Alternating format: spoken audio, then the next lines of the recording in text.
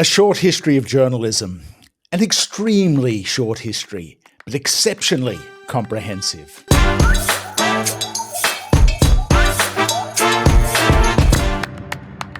Back in the day, journalism was fun, and it meant something.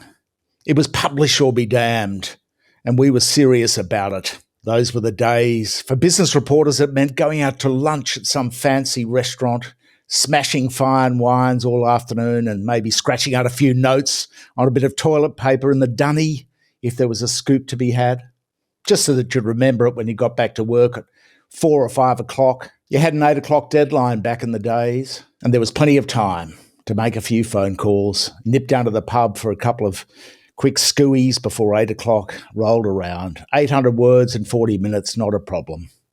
It was more than enough once you had the information. There was one bloke that was so bad, we're not romanticising these days too much.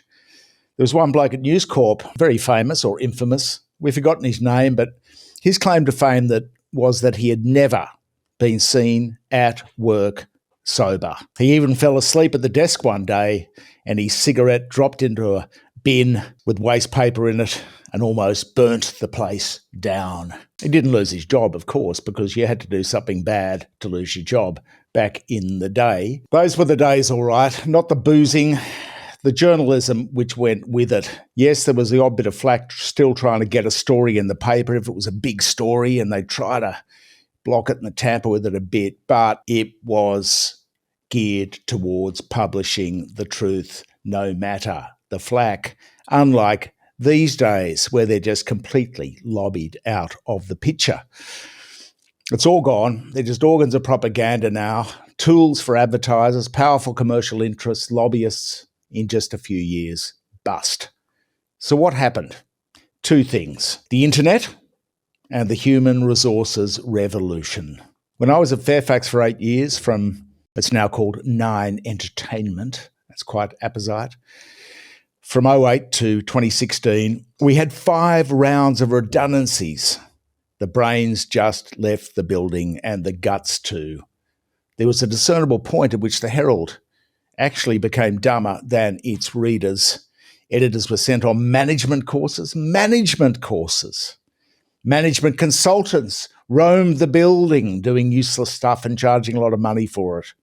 Journalists were suddenly called in the inter-office memos content providers. Their content was the stuff which filled the white spaces between the ads, which brought in the money. And as the internet broke the business model, all the advertising dollars went to Google, and so newspapers became closer to their big advertisers, more beholden to them, desperate. It was a powerful symbol of the times that Google used to be across the pitch from Fairfax at One Darling Island in Sydney, but they literally, physically moved into the Fairfax building as they grew too big for the Googleplex, this funky building across the pitch. They started taking out the second floor. And as you went up in the lift back in the day to slave your guts out filing umpteen stories online, you could see the Google people, if you were in a certain lift looking at a certain angle, playing pool. Yes, having a game of stick on their canary yellow felt pool table. It was all chic layout, nouveau mondo, coffee machines, and people on those little metal scooters with their caps on backwards. Gone it was, journalism.